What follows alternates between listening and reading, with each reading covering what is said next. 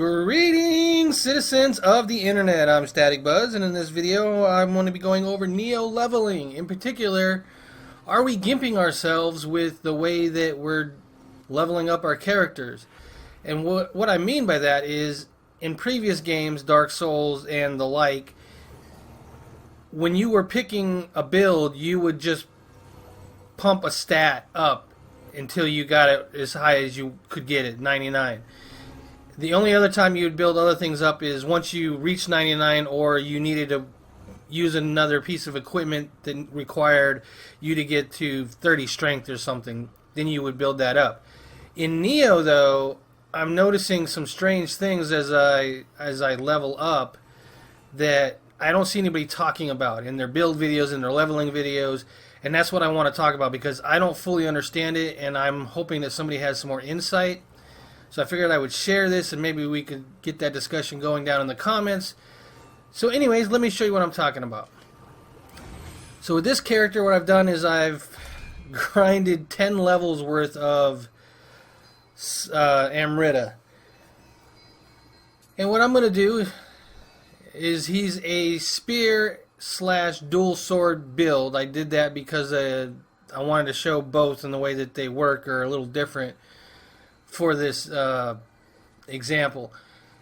So typically what you would do is you would get the stats to where you needed them to be to use the equipment or the skills that you need, right? So if you needed magic at 10 and spirit at 15, you would do that, and then you would build up body for spear build. So let's pretend that I'm a higher level and I have all that stuff in place and I'm just trying to build up to get myself more damage for my spears.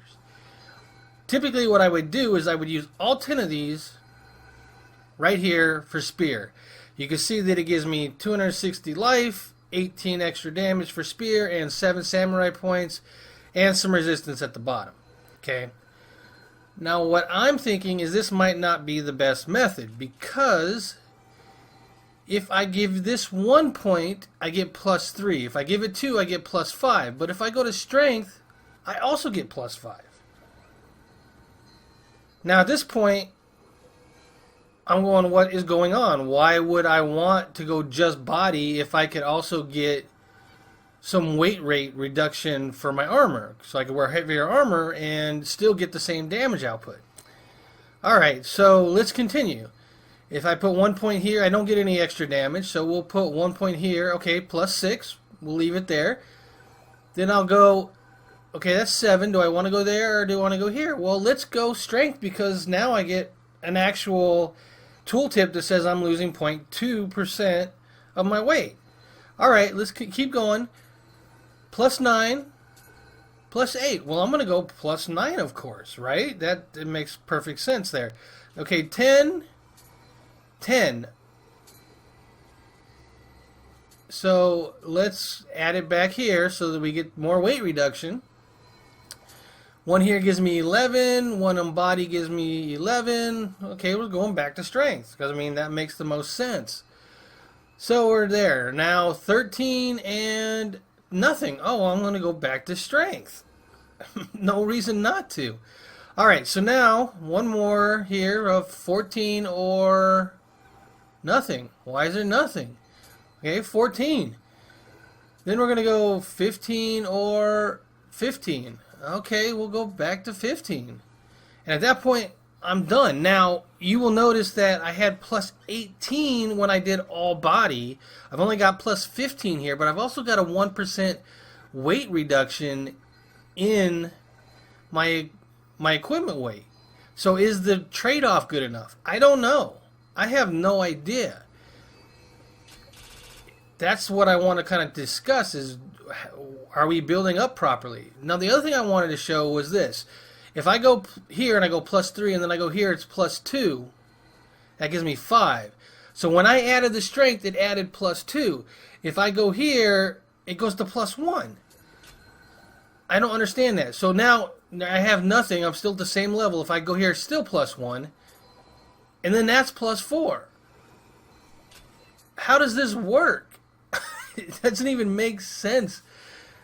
So now if we go to dual swords, which is my weapon number 2, it gets even more confusing because you can get skill increases with heart that gives you ki, and skill just because that's the tooltip that says it affects dual swords. But as you saw, this gave me +2 and +2 ki, while this down here just gave me 1 and some ninjutsu power. So it's really a trade-off. What do you want to go for? You want to go for more damage? You go on a ninjutsu build? What are you doing? Alright, so now let's continue. +4 or +4. Alright, we'll leave it in skill. That's fine. I have no problem with that. Get some ninjutsu power. Actually, no, you know, we're not doing that. I want to get more ki. That's what I want to. I want a high ki build for dual swords. Okay, so +5, +5. I'm going back to heart because I want the ki. +7, +6. Well, we're going back to heart. So you guys kind of get the gist of what I'm asking here. What is the best method of leveling up? I mean,